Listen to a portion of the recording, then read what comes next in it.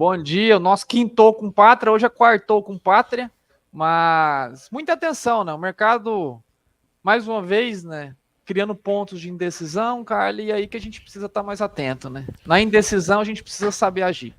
Eu não sei se você estava conseguindo acompanhar a entrevista do Antônio da Luz, o economista-chefe da Farsul, uma mente brilhante do agronegócio brasileiro, e ele trazendo essa importância que a gente precisa passar para o produtor, dele olhar para esse macro cenário, né, Matheus? Isso faz parte do dia a dia dele também, né? Exatamente, assim, O produtor hoje no Brasil, né? A gente já são cerca de quase 10 anos, né? De que a nossa atividade agrícola ela foi globalizada, né? Essa dependência que o agro hoje tem da exportação, e é uma dependência mútua, tá, pessoal? Sempre que a gente fala em dependência, tem aqueles, né, os terroristas ali do agronegócio que levantam a bandeira, então o Brasil é dependente da China, assim como a China é dependente do Brasil, tá? Então, já são cerca de 10 anos onde essa exportação, né, ela tomou um rumo de alavancar realmente o nosso setor. Não só para a soja, para o milho, para carnes, matérias-primas, né, alimentares em geral. Então, o produtor, desde então, ele precisa não só entender o interno, mas entender realmente o que acontece lá fora, né? Como que esses conflitos, né, na geopolítica, no Oriente Médio, no Mar Negro, né, acabam respingando aqui a nós, né? Não só produtores, mas também familiares, né, pessoas comuns, né? Que nem estão ligados com o agronegócio, que muitas das vezes vão no supermercado, veem um quilo do arroz subir 20 centavos e não fazem ideia do porquê aquilo está subindo, que pode ter consequência direta com um conflito armado lá entre Hamas e Israel, por conta de um alto do petróleo, alavancando o preço de combustíveis, que acabam encarecendo o frete, distribuição no Brasil, que deixa o produto mais caro na gôndola das prateleiras. Então, sim, são mercados mais globalizados. Eu sou tão preocupada com isso, viu, Matheus, de levar o máximo de informação possível para a nossa audiência, que hoje eu vou entrevistar às 11 horas, pelo horário de Brasília, o Sheikh Jihad. Ele é cientista social, ele é teólogo, ele é estudioso, né, naturalmente, da religião sobre o qual é líder, do islamismo, que é a religião que mais cresce no mundo, e nós somos referência comercial para a população muçulmana, né, nós somos os maiores exportadores de frango halal, de carne bovina halal, então a gente precisa conhecer essas pessoas. E a gente não pode achar Exato. que todo muçulmano é membro do Hamas. Então isso é uma loucura. E a gente precisa continuar falando sobre essas pessoas, continuar olhando com solidariedade para o ser humano, que não é um selvagem que está ali estuprando mulheres, degolando bebês, né? É uma loucura o que está acontecendo. Mas a gente precisa separar o joio do trigo e a comunicação faz parte disso e o mercado é um reflexo da comunicação, né? Exato, cara. Assim, existem esses estereótipos, né, que acabam ofuscando a realidade de quem está do outro lado. Boa parte desses estereótipos criados pela própria mídia convencional, que acabam, enfim, trazendo enfim, publicações que induzem, né, quem está aqui do outro lado a realmente entender. E por isso que é de muita importância, né, esse trabalho teu, Carla, de levar a realidade, né, mostrar o outro lado da moeda, e mostrar que uma pessoa do outro lado do planeta pode sim ter consequências diretas, né, com você que está aqui, independente se você dá atividade agrícola ou não. Então, essa conexão, né, global, esse mundo mais globalizado que a gente vive hoje, né, é algo que até, vou dizer que dificulta, mas realmente vira realmente um empecilho, né, um grande ponto, né, de atenção a base produtiva do nosso país, que não só agora tem que preocupar com o que está sendo semeado dentro do nosso Brasil, não só tem que preocupar com da porteira para dentro, né, aquele ditado popular, jargão que já virou figurinha repetida aqui no mercado, né, mas tem que olhar também para fora, né? E olhar para fora é talvez um trabalho tão ardiloso, né, quanto tem olhar para dentro também, viu, Carlos? Matheus, acho que antes então da gente começar a falar sobre mercado efetivamente, seria bom a gente começar a falar sobre a nossa safra, né? Como é que tem sido essa semana? Como é que os mapas climáticos estão se desenhando para as próximas? O que a gente pode destacar? Sexta-feira tem número novo da Pátria sobre o avanço do nosso plantio? Sim, Carlos, sexta-feira tem número novo, vou mandar para você para a gente com exclusiva para a gente fazer essa publicação. Mas, de maneira geral, né, relatos da clientela pátria nos indicam até interrupções de plantio em regiões que conseguiram, né, antecipar o pontapé, né, o começo do plantio aqui na safra brasileira, 23-24. A gente tem uma grande diferenciação entre as regiões que estão recebendo chuvas e as regiões que não estão. se a gente traça um paralelo, né, da região sudoeste de Goiás, sul do Mato Grosso, a região central de Minas Gerais, desse paralelo abaixo, né, sentido ao Rio Grande do Sul, a gente sim observou chuvas dispersas nos últimos 7, 10 dias que estão proporcionando, né, a tentativa de aquecimento de plantio.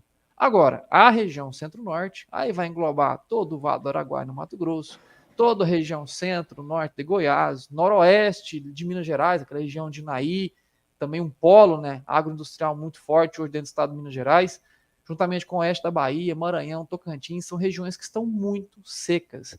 E além de secas, né, calor também excessivo, é um típico fenômeno, é um típico, né, consequência de um El Niño, essa distribuição, né, as chuvas chegaram antecipadas em agosto, teve muitas chuvas, né, fora de padrão, fora de janela, nessas mesmas regiões citadas que hoje sofrem com a seca, sofreram, né, com chuvas fora do comum, em meados de agosto, comecinho de setembro.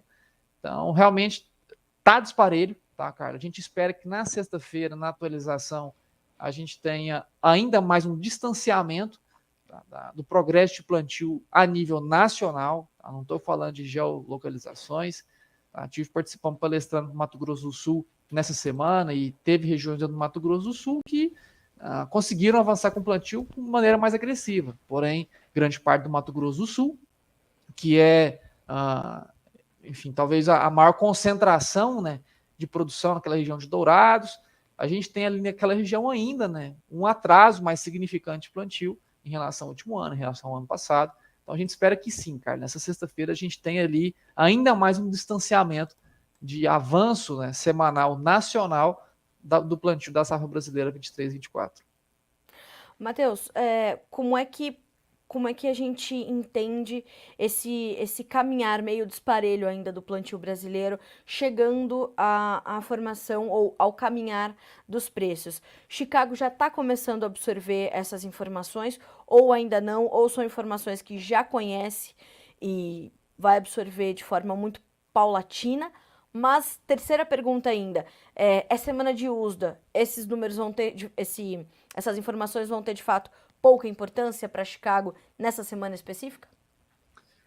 Carla, de maneira bem objetiva, os números de safra Brasil ainda não são nem olhados pelo grande mercado norte-americano ou grande mercado de Chicago, que é um mercado já globalizado. Tá? Então, safra brasileira ainda está como plano secundário, tá? O plano primário de dar atenção do mercado recai ainda sobre a colheita dos Estados Unidos, tá? A colheita que ainda nem chegou na metade da área colhida, né, em território norte-americano de soja e milho. Tem muito chão pela frente. Realmente existem pontos de surpresa, pontos de produtividades até recordes, medianas, ruins, péssimas. Então, essa distribuição, né, essa variabilidade de resultado também é o grande foco da atenção do mercado agora. Vai ser o grande foco do mercado amanhã, na publicação do USDA às 13 horas, quando a gente tem, enfim, uma nova estimativa de produtividade, uma atualização pequena diária. A gente tem ajuste de produção, ajuste na demanda, mas o Brasil ainda é um plano secundário. Ele começa a ser o centro, né, o palco, o centro do.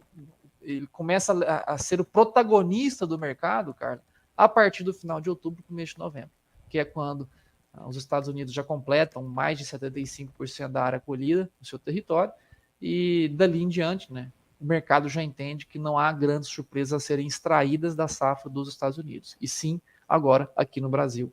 Então, o mercado aqui no Brasil ainda não percebe, né? O mercado ainda não percebe esses atrasos, vem que realmente, cara, sendo de maneira bem objetiva, tá? Também sou produtor, tô do outro lado da moeda, e a gente sabe que hoje a gente falar de atraso de safra é sim uma verdade quando comparado ao último ano, ao ano retrasado, ao ano anterior àquele, os últimos 3 a 5 anos. Só que o plantio nessa época do ano, ele sempre foi comum, iniciar até em novembro, em algumas regiões do centro-norte do Brasil. A gente vê por advenção da tecnologia, melhoria na capacidade de germinação, por, enfim, menores necessidades hídricas, né, maior capacidade de mecanização, né, tecnologia envolvida. A gente foi acabando antecipando, né, a entrada do plantio ao longo dos últimos 5, 10 anos, que nos proporcionou esses plantios mais acelerados, como foram observados nos últimos 3 anos. em especial por conta de uma presença de um La Niña aqui na região central do Brasil, né, que traz chuvas mais recorrentes nesse período do ano. No atual momento, né, a gente vê ainda, né, quando a gente passa uma base histórica de 10, 15 anos, plantios normalizados dentro de uma janela confortável de taxa fotossintética, né, de agora em diante, que é o que a gente chama, né, agrônomos aí de GDD, né, que é os graus dias que serão ofertados para essas culturas que estão semeadas de agora em diante, porém sacrifica realmente janela de segunda safra lá em 2024. Então, muita atenção realmente agora, não só o que acontece por agora, tá? Não vamos colocar o cabrestinho e ficar olhando só para o iminente. As consequências agora de um atraso de plantio, elas já são, né, por efeito dominó, observadas também no cultivo de segunda safra lá em 2024. Ou seja, essa visão mais ampla, ela tem que ser aplicada também e necessariamente nas estratégias de comercialização, não só da soja, mas talvez do milho safrinha 24. Com toda certeza. E não só na venda, na compra também. A aquisição para passar a fila em 2024, né, de insumos, para aqueles que ainda não fizeram, né, ela tem que ter um acompanhamento próximo, realmente entender o momento certo de fazer a aquisição, né, entender se o mercado de distribuição de insumos hoje já entende, né, que poderemos ter uma contração diária ou não, para entender se a gente vai ter uma oferta de insumos o suficiente para compor toda a área, né, que deve ser semeada, ou se a gente vai até sobrar esses insumos diante, né, de uma possível contração diária segunda safra Brasil. Então, não é só nem olhar para o lado da venda, mas também olhar para o lado da compra, que a gente tem sempre alertado o ano inteiro que safra 23, 24, soja e milho, o grande destaque não vai ser para aquele bom vendedor, vai ser para aquele bom comprador.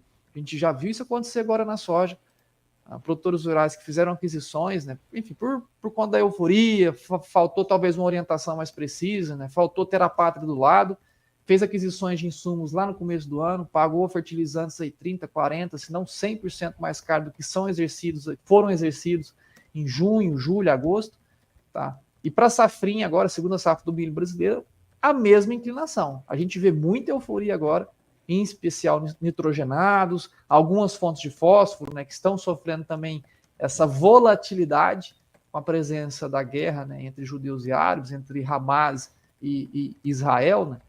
A gente vê essa volatilidade criando esse agito que pode induzir, sim, alguns maus negócios, né, nas aquisições de safrinha 24, segunda safra. Então é muita atenção, tá? Comprar bem para a safra 23, 24 é o grande decisor para colocar a margem de lucro no bolso. Tá? A venda realmente a gente vê que vai ser... É um ponto complicador, só que o grande ponto, né, de diferenciação do produtor que vai sair bem em 24 são as compras. Tá? Então esse é o ponto de atenção. Matheus, sabendo disso, o produtor já mudou um pouco do seu comportamento de avanço com negócios para soja, para milho nesse momento ou ainda não? Carla, tá lento ainda, tá? O volume de comercialização futura da soja tá lento. E na nossa percepção é como deve estar no atual momento. Tá? Pelo esse risco climático que se vem se desenvolvendo, muitas das vezes avançar com as vendas no atual momento, ele pode se tornar um grande risco, né? Sim. De se tornar, vender 15%, pode se tornar 30%, sem ter avançado um grão sequer de vendas.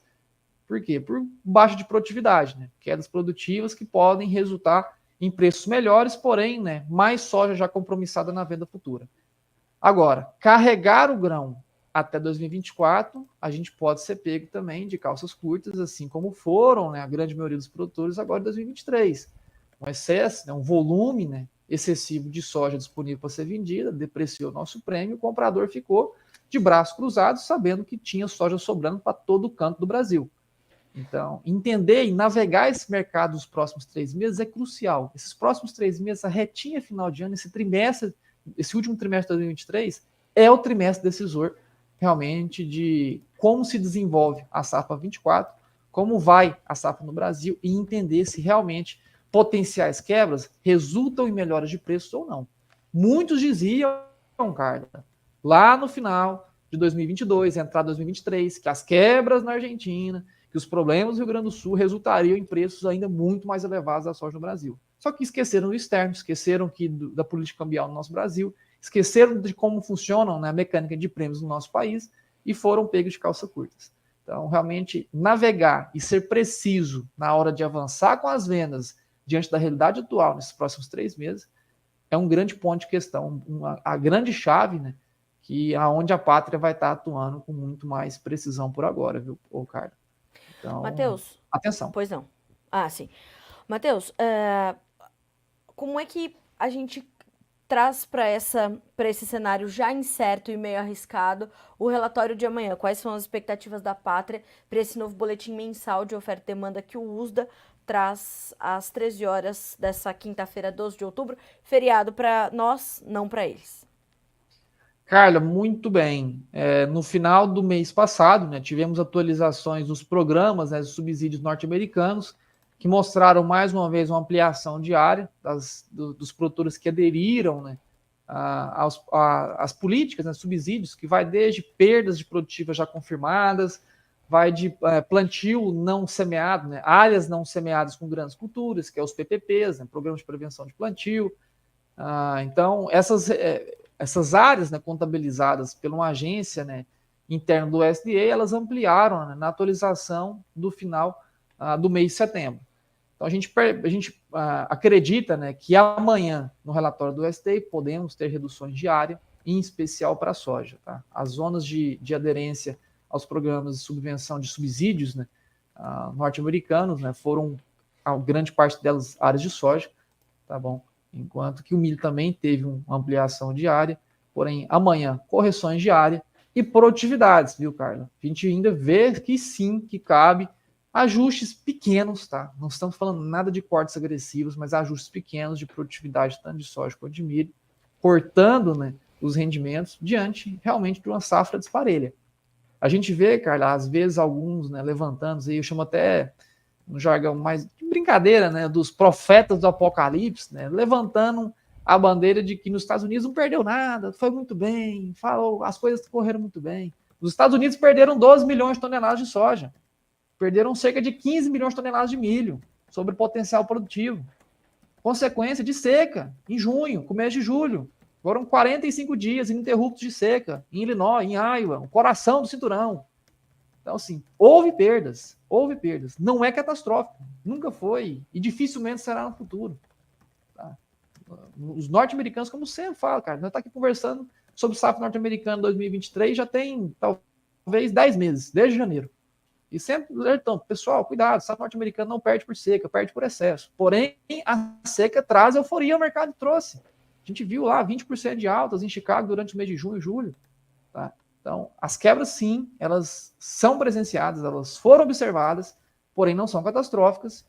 Cabe hoje, sim, ajustes finos de redução de produtividade, cara. E aí que a gente vai estar mais atento na atualização de amanhã do SDI. Matheus, é importante a gente manter no nosso radar claro, entender se Chicago mantém no seu radar e como isso pesa nos nossos preços, nos nossos prêmios, a competitividade entre Brasil e Estados Unidos no mercado da soja, porque a gente tem a questão cambial nesse fluxo, a questão de uma possibilidade de uma nova safra grande no Brasil, se não for recorde em função dessas incertezas climáticas, como você pontuou no início.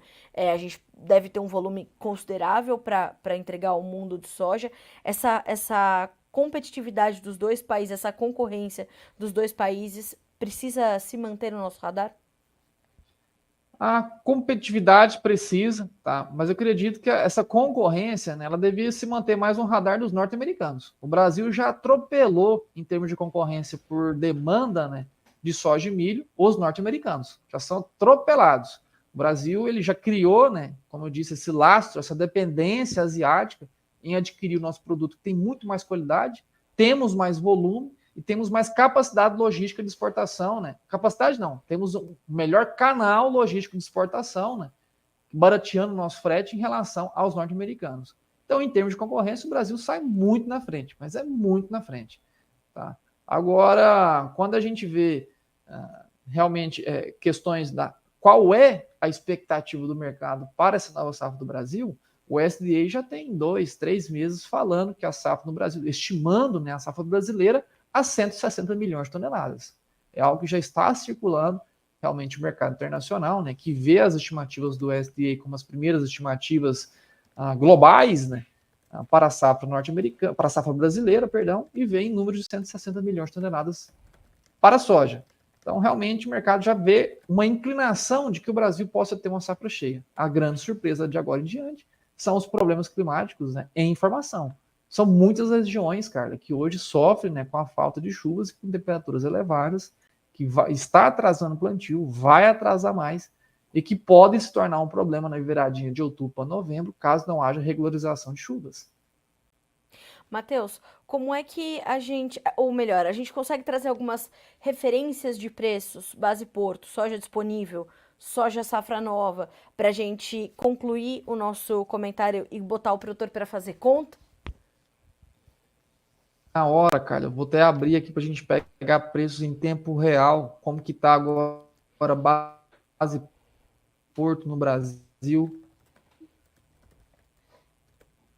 tanto disponível 23 quanto 2024, só rodando o sistema de atualização agora, são 9,5, então a gente já vai ter já esse dado no exato momento. Ó, temos agora, Carla, embarque Paranaguá, outubro 23, agora, mês atual, com prêmio de 10 positivo a R$ 139 por saca. Enquanto que a gente tem o março 24 a 131, fevereiro a 136. Olha que interessante, um fevereiro a 136 e um março a 131. Já é o mercado entendendo que podemos, né, ter uma dificuldade na entrega, né, dessa soja que está sofrendo esse pequeno atraso de plantio. Há prêmios melhores para fevereiro, realmente um sinal, né, talvez, de que o originador, a demanda chinesa pela nossa soja, esteja querendo criar esse apetite para fevereiro, diante de uma possível dificuldade de entrega, tá? Então, realmente, temos aí 139 disponível e 131 março, 136 fevereiro. Muito bom esse alerta, são R$ 5 por saca? R$ 5 por saco de diferença, entre um mês. Aí é que a gente chama atenção para a condição da estratégia, né, Matheus? Que não dá para olhar só, como tá o início de 2024. De um mês para outro a gente tem R$ 5. Do disponível para safra nova, um spread maior ainda. Quer dizer, estratégia de comercialização acho que nunca foi tão necessária como nessa safra, né, Matheus? Exatamente. Ela foi crucial para determinar aquele produtor que conseguiu fechar no lucro, né, nessa última safra 22-23, essencial. Aquele produtor que deixou, segurou na mão disponível o grão para ser vendido agora, ele sabe, né? A gente não precisa ficar chovendo no molhado, mas sabe que não fez um bom negócio. Muitas das vezes fechou até no vermelho. Tá? Para 2023-24 é o segundo ano de grandes interferências. Tá? Interferências na política, não só local, internacional, interferências na base fundamental, na demanda. Então, realmente, vai precisar de muito profissionalismo, por isso que tem a pátria ao teu lado. Meu caro ouvinte que esteja nos vendo por agora, é isso que a gente faz 24 horas por dia. Eu, meus 12 analistas aqui dentro, a gente fica moendo o mercado realmente para trazer de maneira mais assertiva e mais direta possível quando são realmente, né, momentos de avançar com essas vendas futuras, avançar com as compras de insumos, tá? E, claro, monitorar o clima, que agora se torna até uma variável mais importante que entender o mercado, viu, Carla? O produtor se preocupa agora, nesse exato momento, muito mais com o clima do que com o mercado, e é natural. Tá? Sempre falo isso porque vivi isso na prática por muito mais tempo do que eu vivo somente de mercado. Vivia da atividade agrícola, né? Então, a gente sabe que nessa época do ano, né, o clima é o que tira o sono, é o que faz colocar a cabeça no travesseiro, a gente ficar acordado aí, até com que a gente se descanse, né, da ansiedade dessas chuvas chegarem ou não. Tá aí o grande ponto de atenção de agora em diante. Até porque na última entrevista, na quinta passada, você falava sobre aquele risco climático no Brasil para 17 milhões de hectares, né, Matheus? Exato. No levantamento geral, Carlos, assim, isso não é para criar o alarde ainda, né? Ainda Sim, é um prematuro. alerta, né? É prematuro a gente falar que são 17 milhões de hectares que estão sofrendo. Não. Hoje, desde o nosso levantamento, a gente fez o tal do backtest, né, que é o quê? Monitorar anos anteriores aos levantamentos que tínhamos, né, proprietários, e nunca se teve tanta área de soja sob ameaça climática. Tá ameaçando. Hoje, ameaça é o quê? Um perigo que vem pela frente, não um perigo que a gente vê por agora. A ameaça é isso, é um perigo que vem pela frente. Nunca se teve tanta área de soja sob ameaça. Nunca se teve. 17 milhões de hectares sob ameaça climática. A última vez que a gente teve um fenômeno tão agressivo quanto tal, que podemos agora desenvolver na entrada de novembro, foi lá em 1998. A mesma região foi afetada, sim, só que não existia tanta soja sendo semeada no centro-norte do país quanto tem agora. Em 98 a gente não semeava 10% da área total de soja verão, agora na região centro-norte do país, como se tem no atual momento. São 17 milhões de hectares sob ameaça. Nunca se teve tanta área de soja ameaçada por clima numa safra brasileira. Então, é algo que a gente tem que manter muita atenção. Tá? E, enfim, e sempre ter esses bons profissionais do seu lado, que às vezes ficam citando enfim, coisas sem nexo, né? As coisas que realmente na prática não valem, e o clima agora é o grande decisor. Tá? É o clima que vai realmente ditar o mercado altista, o mercado neutro, o mercado de queda, de agora em diante. Maravilha, a gente vai acompanhar. Eu te agradeço muito, viu, Matheus, por adiantar a nossa agenda por conta do feriado. E certamente na semana que vem estaremos juntos mais uma vez aqui no Quintou com a Pátria no Bom Dia Agronegócio. Meu amigo, bom feriado para você. Bom retorno na sexta-feira. Vamos continuar trabalhando, porque o Brasil precisa ir em frente. Já tem muito problema mundo afora. A gente não para aqui não, viu, Carla? A gente sabe que a rotina do produtor não tem sábado no domingo, a gente também não tem esse negócio. Essa época do ano a gente fica ativo todos os dias para trazer essa orientação, trazer esse conforto para o nosso cliente, que realmente está muito preocupado de agora em diante, tá bom? Grande abraço para ti. Quinta-feira que vem a gente se vê de novo, dando atualizada geral nesses dados e essa direção para onde o mercado está indo. Maravilha. Obrigada, meu amigo, mais uma vez. Te agradeço. Um abraço para você, para todo o time da Pátria. Até mais.